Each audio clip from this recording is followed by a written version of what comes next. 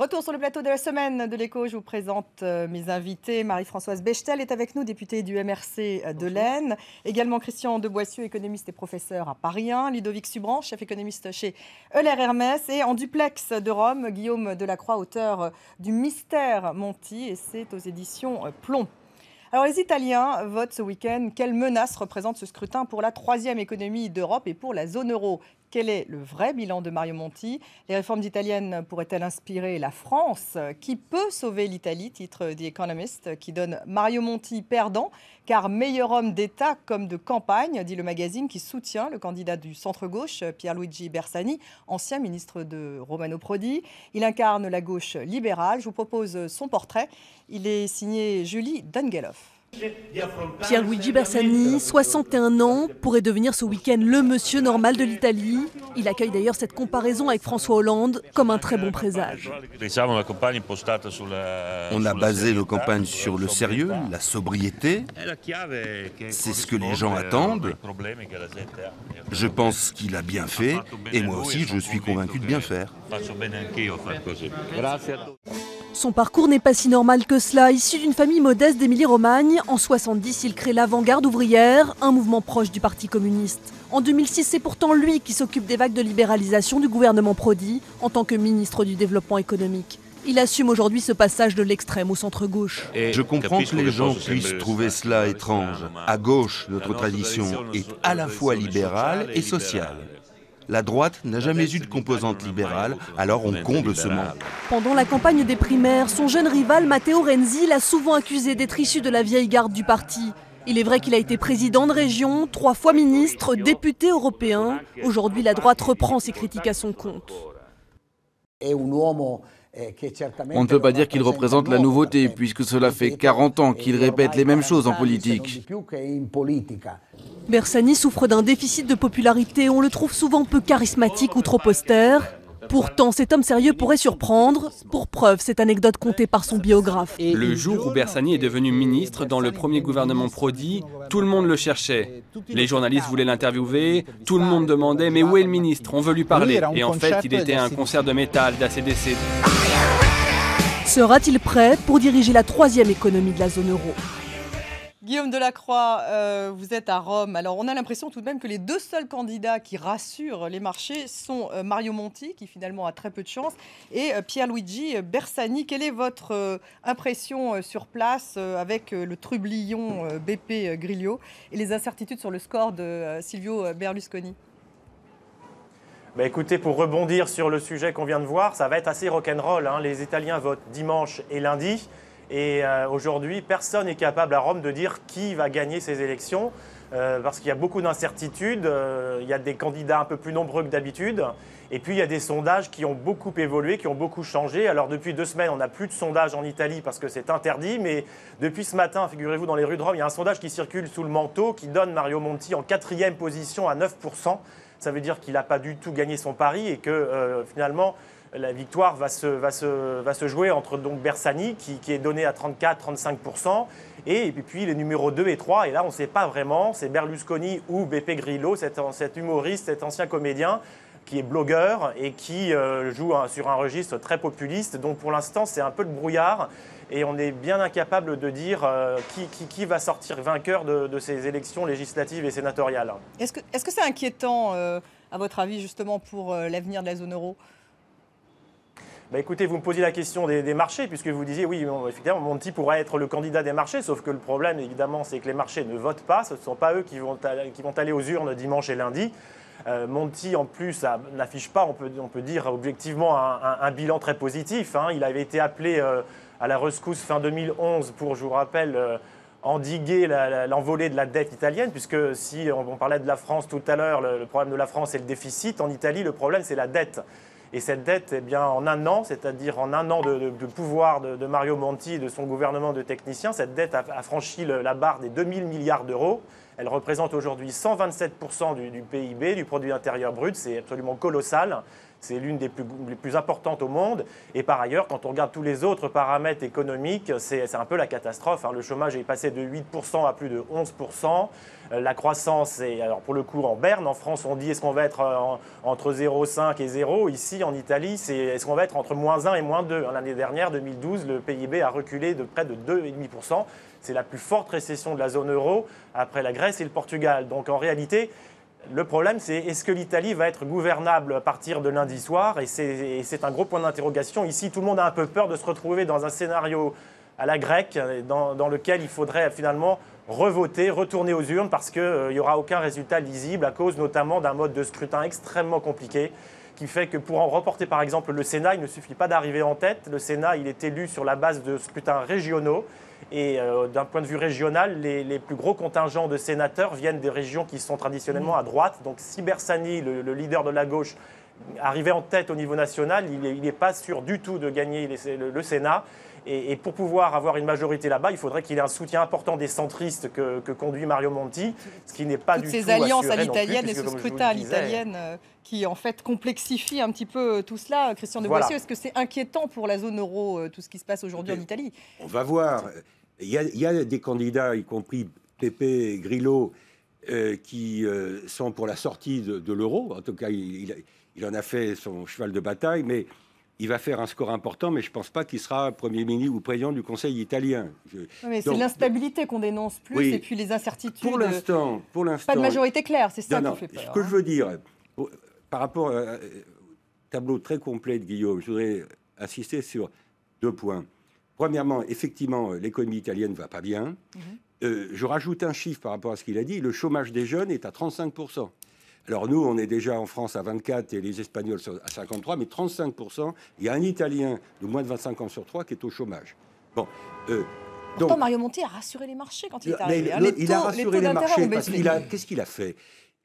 Il se trouve qu'il était membre de la commission Attali, que j'étais également autour de la table, la commission Attali. Il a appliqué en Italie une partie des propositions de la commission Attali. Bon, qui n'avait pas pu être appliqué en France sur tel ou tel point. La partie déréglementation ? La partie ouverture de certaines professions. Il a relevé l'âge de la retraite. Il a pris un certain nombre de mesures structurelles dont l'impact ne peut arriver qu'à moyen terme. Donc, il peut pas des réformes structurelles, ça. Oui, il ne peut pas bénéficier. Il est dans la courbe en J, il est dans le creux. C'est-à-dire qu'il a tous les inconvénients des réformes structurelles, il n'en a pas les avantages. Je voudrais terminer pour dire 2 choses. Il ne faut pas enterrer l'économie italienne quand même. Pour la raison suivante, même si elle ne va pas bien, et même si, à mon avis, elle reste un risque systémique pour la zone euro. On m'interrogeait ce matin sur Chypre. On me disait, Chypre, qui vote aussi ce week-end, est-ce qu'il y a un risque systémique derrière Chypre? Très franchement, Chypre, c'est 1% du PIB. La troisième économie de la zone euro, bon, ça, donc, c'est sûr. L'Italie et l'Espagne restent des vraies interrogations pour l'avenir de la zone euro, et tout n'est pas réglé, et le vote italien va être très important. Il y a quand même 2 points positifs dans l'économie italienne. Premièrement, il y a encore un tissu industriel. Qui se défait. Qui se défait, mais il y a encore les moyens. Ils ont un tissu d'entreprises intermédiaires qu'on essaye d'avoir en France et qu'on n'a pas. Le Mittelstand, il n'est pas uniquement en Allemagne, il existe en Italie. Deuxièmement, il ne fait pas les marges des Allemands. Non, je suis d'accord, la comparaison n'est pas raison. Et deuxièmement, ils ont un excédent budgétaire primaire, hors charge d'intérêt. Le solde budgétaire italien est en excédent, d'où l'importance de l'évolution des taux d'intérêt, ce qu'on appelle les fameux spreads ou primes. Et parce que le résultat des élections aura évidemment des conséquences directes sur les taux d'intérêt payés par l'Italie, donc la capacité de l'Italie de revenir dans les clous du point de vue budgétaire. La dette, 127%, il faudra des années. Mais baisse du déficit public, Ludovic Subran, vous partagez ce que Oui, vient non, de je dire, partage ce que vient de dire Christian de Boissieu. Je crois que le problème de l'Italie, c'est la dette contractée lors du choc pétrolifère des années 70, plus un manque de confiance lors du régime Berlusconi. Monti arrive au pouvoir, il a 1 an, on essaie de l'évaluer contre un bilan alors qu'il n'a eu que les rênes pendant 1 an. Il a mis en place des réformes structurelles, toutes ne sont pas bonnes ou toutes ne peuvent pas payer à court terme. Il a en revanche rassuré. L'idée c'est maintenant, est-ce qu'on va continuer de rassurer, est-ce qu'on va continuer de se déplacer sur la courbe en J pour en avoir les bénéfices? Ça, j'en suis moins sûr, étant donné les programmes des candidats qui se présentent. Moi, le vrai problème de l'Italie aujourd'hui, il est aussi conjoncturel, c'est-à-dire que non seulement on a quand même un credit crunch énorme, c'est-à-dire que les entreprises qui sont pas si endettées que ça. Hein. L'Italie, que ce soit les ménages ou les entreprises, sont moins endettées en moyenne qu'en zone euro. Et pourtant, elles n'arrivent pas à se financer auprès des banques. Deuxième problème, c'est le problème en effet du tissu industriel. il existe, il est là, il est un peu en perte de vitesse. Nous, on prévoit 12 700 défaillances d'entreprises en Italie, c'est un chiffre record en 2013. Donc je crois qu'on a quand même un risque dans le tissu industriel qui est là, et il n'y a pas grand-chose qui a été fait. Monti avait promis notamment 10 milliards de stimulus sur du crédit bonifié.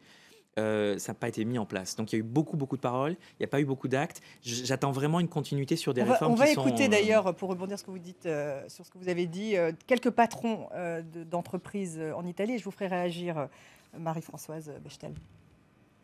30 à 40% de notre budget est consacré à la recherche et je vends dans 76 pays, même si je me considère comme une petite entreprise. Dans les situations de crise, tout le monde, toutes les entreprises, quelle que soit leur taille ou leur niveau, doivent se serrer les coudes et faire équipe. Marie-Françoise Bechtel, alors ils se serrent les coudes. Là, on a vu l'exemple d'une entreprise qui continue tout de même à fonctionner. C'est une situation véritablement tragique au sens où il y a un déchirement, vous savez, comme dans la tragédie classique. Voilà un pays qui a des atouts formidables. Ils ont été rappelés par mes deux précédents interlocuteurs. Un atout formidable, un Mittelstand. Il fait encore 11 milliards d'excédents de balance commerciale, alors que les comptes eux-mêmes se dégradent, relativement moins que l'an dernier, mais se dégradent tout de même, et que le PIB s'effondre. Et que le PIB s'effondre. Et en même temps, vous avez une société qui est dans un état de désespoir total. J'entendais interviewer l'autre jour, il y a peu de temps, des Italiens sur une grande chaîne de radio française. Et certains racontaient qu'avec 700 € par mois, ils ont 500 € à payer en loyer à Rome. Et naturellement, pas d'amortisseur social. Alors, le prix à payer, il faut se tourner vers la classe politique. Qui peut faire quelque chose ? Mario Monti a un passé. C'est quand même... l'homme qui a commencé sa carrière avec Goldman Sachs, c'est-à-dire... Il a continué. Il a continué d'ailleurs. Parce que c'est un professeur, excusez-moi de le dire. Des gens qui ont continué, d'accord, sa carrière ainsi, c'était pas forcément le meilleur choix. Goldman Sachs, des gens qui n'ont absolument pas été capables de diagnostiquer la crise mondiale, alors qu'ils étaient en première ligne. Donc Mario Monti, je suis désolée de le dire, a une image de rigueur. Alors la rigueur, psychologiquement, on y attache une sorte de crédit aussi. Quelqu'un de rigoureux va nous en sortir. Mais en réalité, qui est Mario Monti ? C'est quelqu'un qui a le nez sur le compteur et qui ne regarde pas où va la voiture. Et voilà, et il fait tomber la voiture Italie dans le fossé. Mais ce que je voulais dire, c'est que le reste de la classe politique ne vaut pas tellement mieux. On renonce à suivre les sinuosités des gens de gauche en Italie, comme M. Bersani, passé du Parti communiste, mais il n'est pas le seul, pour arriver quasiment au centre libéral, si ce n'est au-delà. Je ne veux pas donner la France un exemple, mais au moins en France, on peut reconnaître, je crois, que nous avons déjà un gouvernement stable grâce aux institutions de la Ve République. Ça n'est pas négligeable. Scrutin majoritaire, donc ça change quand même tout. Nous avons un président de la République qui a lancé le CICE. On peut critiquer le crédit impôt compétitivité emploi, mais au moins c'est quelque chose, et pour la gauche même, c'est un choc culturel. Et puis nous avons le dialogue social, auquel Christian de Boissieu faisait allusion tout à l'heure, qui est quelque chose d'extrêmement important. Nous sommes quand même donnés dans l'ordre, avec une majorité cohérente, venant d'où elle vient, à peu près identifiable quand même par les Français, des instruments d'action. Donc je ne veux pas nous donner un exemple à l'Italie, mais on n'a rien à tirer de l'Italie, c'est plutôt l'inverse. Moi, je crois qu'on est un peu... C'est un peu sévère, dans le sens où il y a quand même des réformes qui ont été mises en place en Italie, ou du moins qui ont été actées. Sur le marché de l'emploi, en tout cas, marché du travail. Alors, on se focalise sur ces réformes-là parce qu'elles sont plus visibles. On libéralise les notaires, on libéralise les pharmaciens. C'est vrai qu'on était un peu dans une Italie. Déficit public tout de même, 2,6% du PIB en 2012, donc déficit public, ils sont meilleurs. Les Italiens sont meilleurs que les Français. L'idée, c'est que le vrai bilan de Mario Monti, c'est le tableau de contrôle très macroéconomique. Là, il a réussi son coup, c'est-à-dire qu'il a rassuré les marchés. Donc le service sont passés de... C'est le compteur pour l'Italie. C'est très important. C'est le compteur de la voiture. Après, quand on va ouvrir le capot, on a un petit problème. Et là, je pense qu'il a été très audacieux sur certains côtés. Il y a des mesures qui ont été annoncées, qui ont été votées, qui n'ont pas encore en fait été transmises à l'économie réelle. Et en attendant, l'Italie souffre. Je pense que avant de finir, peut-être une chose qui est importante pour moi à l'heure actuelle, c'est vraiment sur l'Italie a fait en sorte de réduire ses dépenses publiques aussi. Elle sait faire ça aussi, elle ne sait pas prélever l'impôt. Donc on est dans une situation complètement orthogonale à celle de la France en termes de réduction du déficit public. Mais en fait, le déficit public italien, ce n'est pas le problème. Et le problème, c'est plutôt l'architecture publique-privée. Et c'est ça qui va être intéressant, parce que là, on est dans la politique économique. Si on élit un côté ou d'autres, exactement. Moi, j'ai une vraie peur aujourd'hui, c'est que les emplois italiens, ce sont des emplois plutôt privés, alors qu'en France, c'est quand même des emplois plutôt publics, qui contribuent en fait à la conjoncture. Voilà. Davantage. Mais en fait, en termes de tertiarisation, etc., l'Italie est moins avancée, etc. Donc il n'y a pas un secteur financier puis un secteur public qui gère les emplois et l'intérim, etc. En Italie, on a un secteur industriel. ils souffrent vraiment. Alors, ils ont fait beaucoup d'efforts sur l'export, ça il faut le reconnaître, c'est pour ça qu'ils ont une balance commerciale assez intéressante. Et puis, réduction des importations. Et ils ont réduit les importations à cause de l'austérité, donc la balance commerciale en... Mais je veux dire, les Italiens, pareil, je redonne ce chiffre, 20% d'augmentation des exports en volume, 60% en valeur. Donc il y a quand même un effet, en termes d'innovation et en termes de produits, de valeur du produit, ils sont bien meilleurs que nous, par exemple. Ils sont plus dans le haut de gamme, vous voulez dire. Enfin, en tout cas, ils valorisent plus leurs exportations. Vous ne voyez pas la pénalisation de la France à cause du taux de l'euro. La France est une puissance exportatrice qui est très pénalisée par le taux beaucoup trop élevé de l'euro.